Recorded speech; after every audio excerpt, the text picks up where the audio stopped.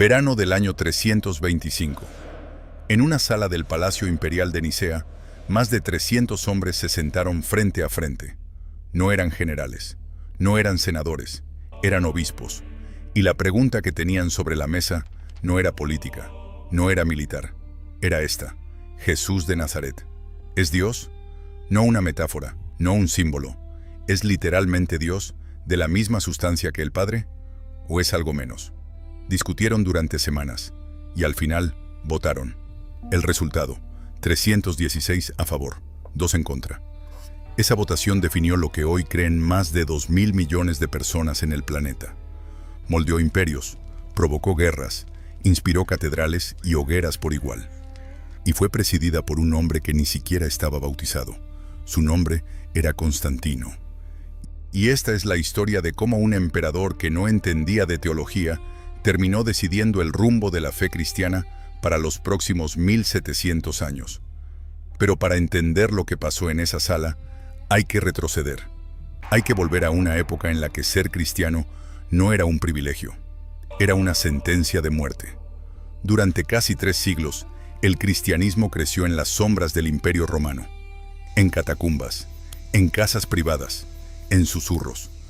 Los primeros cristianos no construían iglesias con campanarios ni celebraban su fe a la vista de todos.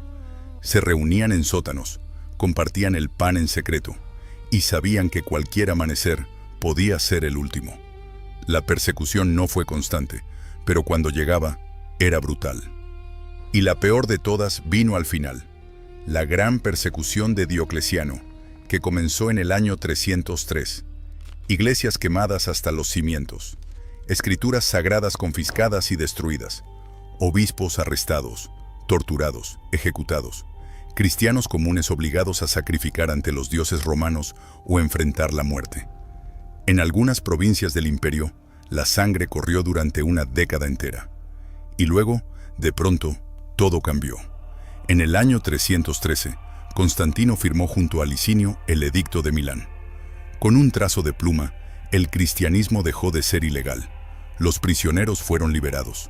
Las propiedades confiscadas fueron devueltas. Los cristianos podían, por primera vez en la historia del imperio, practicar su fe a plena luz del día. Fue un momento de euforia, de alivio, de libertad. Pero también fue el momento en que se destapó algo que la persecución había mantenido oculto durante generaciones. Mientras los cristianos luchaban juntos por sobrevivir, las diferencias teológicas importaban poco. El enemigo común los unía. Pero ahora que eran libres, ahora que podían hablar abiertamente, debatir, predicar sin miedo, resultó que no estaban de acuerdo en casi nada. ¿Quién era Jesús exactamente? ¿Cómo se relacionaba con Dios Padre? ¿Eran lo mismo? ¿Eran diferentes? ¿Era Jesús eterno o fue creado en algún momento? Cada ciudad, cada comunidad, cada obispo tenía su propia respuesta, y ninguno estaba dispuesto a ceder. La libertad que debía unir a los cristianos los estaba desgarrando, y en el centro exacto de esa tormenta estaba una ciudad: Alejandría, en Egipto, la capital intelectual del mundo antiguo. Una ciudad donde la filosofía griega se mezclaba con la teología cristiana, donde los debates eran deporte y las ideas tenían consecuencias reales. Ahí vivía un sacerdote llamado Arrio. Arrio era alto, delgado, carismático. Tenía una voz que llenaba cualquier sala y un talento extraordinario para hacer que ideas complejas sonaran simples. Y su idea central era esta: Jesús fue la primera y más grande creación de Dios, superior a los ángeles, superior a todo lo demás, casi divino, pero no Dios, no de la misma sustancia que el Padre. Hubo un tiempo, decía Arrio, en que el Hijo no existía. Era una idea limpia, lógica, fácil de entender, y por eso se volvió enormemente popular. Arrio no solo predicaba en iglesias, componía canciones pegajosas con su teología y las cantaba en los mercados de Alejandría. Los marineros las tarareaban en los puertos. Los comerciantes las repetían en las rutas de caravanas. En cuestión de semanas, la doctrina de Arrio se extendió como fuego por todo el Mediterráneo oriental. Pero no todos estaban convencidos. En la misma Alejandría había un joven diácono llamado Atanasio. Tenía apenas 27 años, baja estatura y una convicción que no se doblaba ante nada ni ante nadie. Para Atanasio, lo que Arrio proponía no era simplemente un error teológico, era una catástrofe.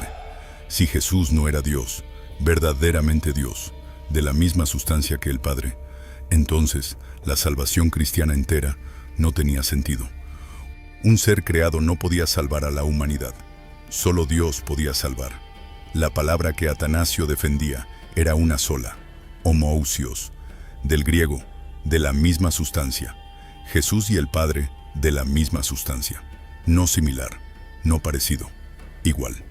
Y aquí es donde la historia se vuelve difícil de creer, porque este debate, que podría sonar abstracto, académico, lejano, se convirtió en violencia callejera, literalmente. En Alejandría y en otras ciudades del imperio, la gente se peleaba en las calles por teología. Partidarios de Arrio contra partidarios de Atanasio. Empujones, golpes, disturbios. La pregunta, ¿Jesús es Dios?, dejó de ser un asunto de sacerdotes y se convirtió en la conversación más peligrosa de todo el imperio. ¿Te imaginas? Gente común, en el mercado, golpeándose por una cuestión sobre la naturaleza divina de Cristo. Suena absurdo, pero para ellos no era un debate filosófico. Era la pregunta más importante que existía. De la respuesta dependía si sus muertos descansaban en paz, si su sufrimiento bajo la persecución había tenido sentido, si la fe por la que habían sangrado era verdadera. Y mientras las calles ardían, un hombre miraba todo esto con creciente alarma desde su palacio. Constantino no era teólogo, era soldado, era político, era ante todo un estratega. Acababa de lograr lo que muchos consideraban imposible: reunificar el Imperio Romano bajo un solo gobernante después de décadas de guerra civil sangrienta. Había derrotado a todos sus rivales. Había movido la capital hacia el este. Había apostado por el cristianismo como la fuerza que cementaría la unidad del imperio. Y ahora resultaba que los cristianos, los mismos que él había liberado, se estaban matando entre sí por una palabra griega. La frustración de Constantino era inmensa.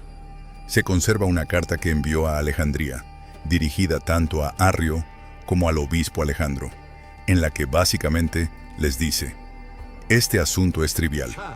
Es una disputa menor sobre cuestiones insignificantes que nunca debería haber salido de sus reuniones privadas. Dejen de pelear y reconcíliense. Esa carta revela algo fundamental. Constantino no entendía, o no le importaba, la profundidad teológica del debate. Para él, era un problema administrativo. Una grieta en el muro de su imperio que necesitaba reparar antes de que se convirtiera en un abismo. Y su solución fue típica de un emperador: si no se ponen de acuerdo solos, los voy a sentar en una sala hasta que lo hagan.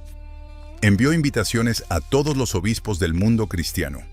Pagó sus viajes, pagó su hospedaje, puso a disposición el sistema de transporte imperial, caballos, carruajes, barcos, para que llegaran a una pequeña ciudad al otro lado del Bósforo, Nicea. Hoy se llama Iznik, en Turquía. En aquel entonces era lo suficientemente cercana a la nueva capital como para que Constantino pudiera supervisar personalmente cada sesión. Fue una jugada sin precedentes. Nunca antes, un emperador romano había convocado una reunión de líderes cristianos. Nunca antes la Iglesia había intentado ponerse de acuerdo a escala universal. Todo lo que vendría después, los grandes concilios, los credos, las doctrinas oficiales, nació de esta decisión, de este momento, de la impaciencia de un político que simplemente quería orden. El verano del año 325. Los obispos comienzan a llegar a Nicea. Imagina la escena. Hombres de todas las esquinas del imperio convergiendo en una sola ciudad. Desde Hispania en el extremo oeste, desde Persia en el extremo este, desde las arenas de Egipto y desde las montañas del Cáucaso. Hablaban griego, latín, siríaco, copto. Algunos llegaban en carruajes imperiales con cojines de seda. Otros habían caminado durante semanas por caminos de polvo, pero no venían a una reunión amistosa. Venían a una guerra. Solo que las armas eran palabras. El historiador Eusebio de Cesarea estuvo presente y dejó un testimonio que aún se conserva. Describió la apertura del concilio con un tono que bordea la reverencia. Los obispos sentados en filas, en silencio, esperando. Y entonces entra Constantino, vestido de púrpura y oro, resplandeciente, sin guardias, sin escolta militar visible. Camina entre ellos y toma asiento. No en un trono elevado por encima de todos, sino entre los obispos, como uno más. Aunque por supuesto, no era uno más. Era el hombre más poderoso del mundo conocido. Pero lo que verdaderamente impactaba no era la presencia del emperador, era mirar a los hombres sentados frente a él. Muchos de estos obispos llevaban en el cuerpo las marcas de la gran persecución de Diocleciano. Cicatrices de latigazos que les cruzaban la espalda, ojos que los verdugos habían dejado ciegos para siempre, tendones cortados que los dejaban cojeando, manos deformadas por el potro de tortura. Atanasio mismo escribió sobre estos hombres. Eran confesores que habían sellado su fe con su propia sangre. Habían elegido la mutilación antes que la apostasía, y ahora estaban sentados en el palacio del emperador, como invitados de honor, tratados con una deferencia que habría sido absolutamente impensable apenas 20 años antes. La ironía era colosal. Los mismos cristianos que el imperio había intentado exterminar ahora estaban sentados dentro del corazón del imperio, decidiendo su rumbo espiritual. Y el emperador que los había convocado ni siquiera compartía plenamente su fe. Constantino no estaba bautizado. No lo estaría hasta su lecho de muerte, 12 años después. Un hombre sin bautismo, presidiendo la decisión teológica más trascendental de la historia cristiana. Los debates comenzaron, y fueron feroces. Arrio presentó su posición con elocuencia. Jesús fue creado. No es eterno. No es de la misma sustancia que el Padre. Sus argumentos eran articulados, sus citas bíblicas precisas, su lógica impecable en la superficie. Pero cada vez que hablaba, la tensión en la sala crecía. Los obispos que llevaban cicatrices en el rostro y en las manos no habían sufrido por un profeta creado. Habían sufrido por Dios hecho carne. Y la sola idea de que ese sufrimiento pudiera haberse basado en un error, en una mentira, era absolutamente intolerable. La tradición dice, y hay que decirlo con honestidad, porque esto proviene de fuentes tardías y no es históricamente verificable, que en algún momento del debate, un obispo llamado Nicolás de Mira se levantó de su asiento, cruzó la sala y le dio una bofetada a Arrio en pleno rostro. Nicolás de Mira, el mismo que siglos después la tradición transformaría en San Nicolás, Papá Noel, Santa Claus. Si la historia es cierta, el hombre que inspiró al personaje más bondadoso de la Navidad alguna vez cruzó una sala para golpear a un hombre por teología. Es casi demasiado irónico para ser verdad, y tal vez por eso debemos tomarlo con cautela. Pero el hecho de que la tradición lo recuerde dice algo sobre la intensidad de lo que se vivió en aquella sala. Lo que sí es históricamente cierto, y es quizás más fascinante que cualquier bofetada, es que todo el debate giró alrededor de algo tan pequeño que terminó cambiando el lenguaje mismo. Una sola letra, una iota, homoousios, de la misma sustancia. Eso era lo que defendía Atanasio. Homoiousios, de sustancia similar. Eso era lo que algunos proponían como compromiso. La diferencia entre ambas palabras en griego es una sola letra, la iota, la letra más pequeña del alfabeto griego, un solo trazo de tinta. Y de ese trazo dependía absolutamente todo. ¿Jesús es Dios? ¿O se parece a Dios? ¿Es lo mismo? ¿O es casi lo mismo? Casi puede ser la palabra más peligrosa de la teología. Y de ese debate, o quizás del texto evangélico que cita la misma letra, porque Mateo ya escribió, ni una jota, ni una tilde pasará de la ley. nos llegó una expresión que probablemente has usado sin pensar en su peso. Cuando decimos ni una jota de diferencia, estamos repitiendo, sin saberlo, el eco de una obsesión antiquísima por lo que cabe en el trazo más pequeño del alfabeto, de lo que una sola letra puede cambiar cuando se trata de definir a Dios. Después de semanas de argumentos, réplicas y contrarréplicas, llegó el momento. Se votó. 316 obispos votaron a favor de la posición de Atanasio. Homoousios, Jesús es Dios, de la misma sustancia que el Padre, eterno, no creado, verdadero Dios de Dios verdadero. Solo 2 votaron con Arrio. 316-2. El resultado fue aplastante. Y de esa votación nació el Credo de Nicea, la primera declaración universal de fe cristiana. Un documento que intentaba, por primera vez en la historia, definir en palabras exactas y vinculantes lo que significaba ser cristiano. Constantino lo ratificó con autoridad imperial. Arrio fue condenado y enviado al exilio. Caso cerrado. Problema resuelto. El imperio podía seguir adelante en unidad. ¿Verdad? No. Porque lo que pasó después del Concilio de Nicea es quizás más extraordinario que el concilio mismo. Y es la parte de la historia que casi nunca se cuenta. La votación fue aplastante, sí. Pero las convicciones no se cambian con votos. Los corazones no obedecen decretos imperiales.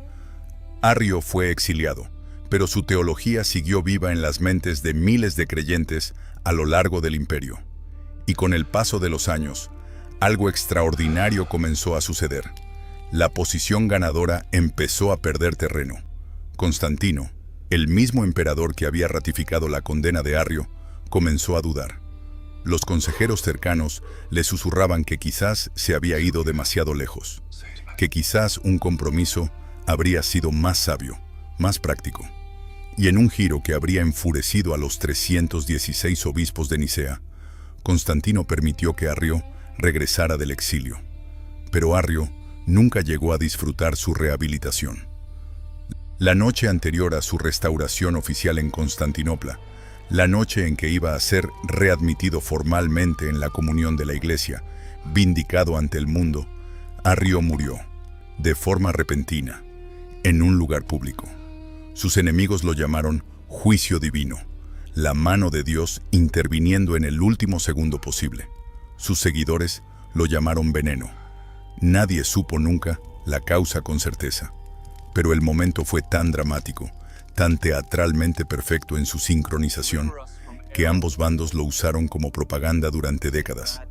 Sin embargo, la muerte de Arrio no mató al arrianismo. Todo lo contrario, lo convirtió en causa de mártir. Y cuando Constantino murió en el año 337, ocurrió la ironía suprema de toda esta historia. La ironía que lo cambia todo. El emperador que había presidido la condena del arrianismo, el hombre que sentó a 300 obispos en una sala para declarar que Jesús era de la misma sustancia que el Padre, fue finalmente bautizado en su lecho de muerte, después de toda una vida posponiendo ese momento.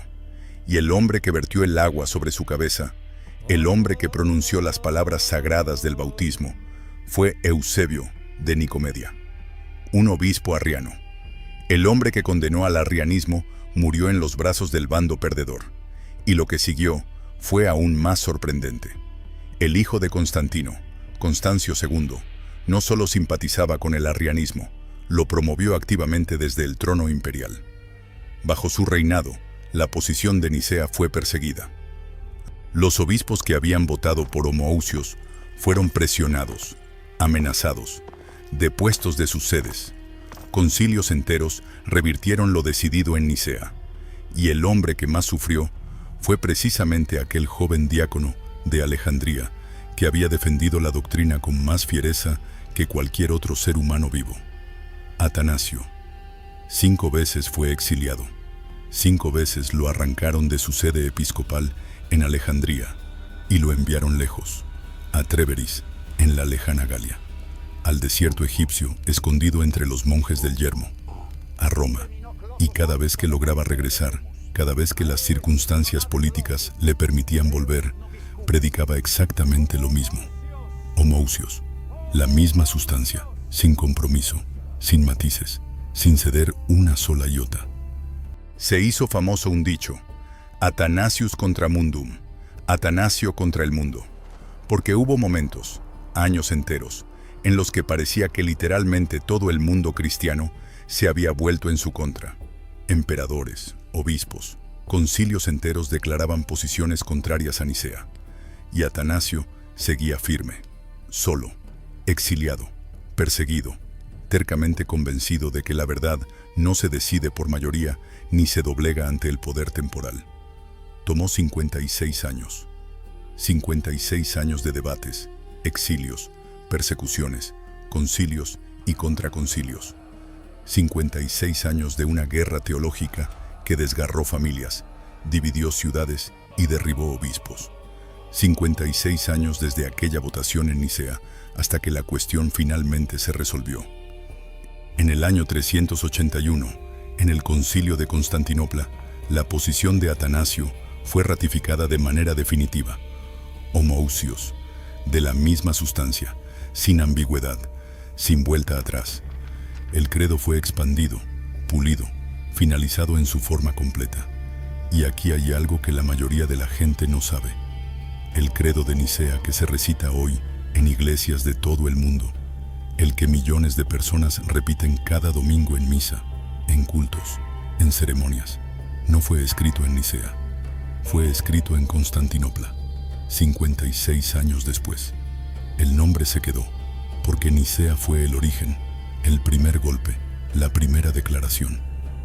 Pero el texto final, el que ha sobrevivido 17 siglos, vino de otro concilio, de otra ciudad, de otra generación de hombres que tuvieron que pelear la misma batalla que creyeron ganada en el 325. Lo que sí nació en Nicea fue la decisión, el núcleo incandescente, la respuesta a la pregunta que se planteó en aquella sala en el verano del año 325. ¿Jesús es Dios? 316 hombres dijeron que sí. Hombres con cicatrices de tortura y memorias de catacumbas.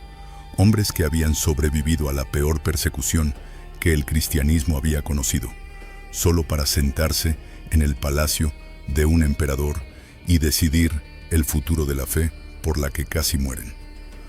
Hombres que discutieron durante semanas enteras sobre una sola letra, una iota, porque entendían algo que Constantino nunca entendió, que en esa letra cabía todo, la diferencia entre lo mismo y lo similar, entre Dios y casi Dios, entre una fe que los había sostenido bajo la tortura y una versión más cómoda, más lógica, más fácil de explicar. Eligieron la versión difícil, y esa decisión, nacida del dolor, de la convicción y de la terquedad de un puñado de hombres heridos reunidos en una sala prestada, sigue viva hoy, en cada iglesia donde se recita el credo, en cada debate sobre la naturaleza de lo divino, en cada vez que alguien dice ni una jota sin saber que está citando, a través de los siglos, la batalla más pequeña y más grande de la historia de la fe. Una letra, una votación, 1700 años,